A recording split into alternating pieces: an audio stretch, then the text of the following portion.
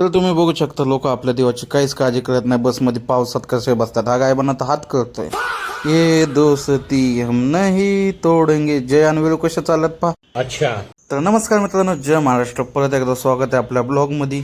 आणि आज सकाळी निघायलाच खूप उशीर झाला होता मला. तरी गेलो हनुमानाच्या मंदिरात, मस्त पाया बिया पडल्या. आणि आमच्या इथल्या या मंदिराला तयार व्हायला ॲटलीस्ट 5-6 वर्ष लागले. तेव्हा जावं आत्ता कुठे या वर्षात मंदिर झालं. अरे तापकीर चौकातल्या शनी मंदिरात लिंबू मिरची कितीला भेटते? 10ला आणि तर 20ला. गद्दारी करबो. सकाळच्या पहिली स्ट्रीप पाडली होती पिंपळे सौदागर विजन मॉल. आणि मग 2 चोर लपू चहा पिताने मला गावले, पण मी त्यांना रेड हँड पकडला. आणि मित्रांनो, हे ताड बघून मलाच कळत नाही मी त्याचा उपवास आहे का काय, मी काय खातो आणि काय नाही मलाच कळत नाही. आणि मित्रांनो, लय दिवस झालं दान पुण्य केलं नव्हतं, म्हणून आज जरा 2 मित्रांना चहा पाणी पाजला. मनाला जरा आराम वाटला.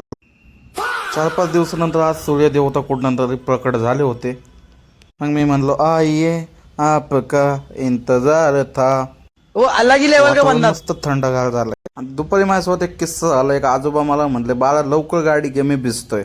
मलाच कळालं नाही मी बोट चालवतोय का रिक्षा.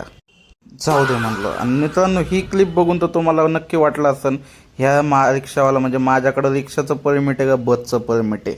भाई 9 जण घुसवली होती रिक्षात. त्यात मी 111 किलोचा लॉ द्या. चला मित्रांनो, आजसाठी एवढंच. भेटूया उद्या.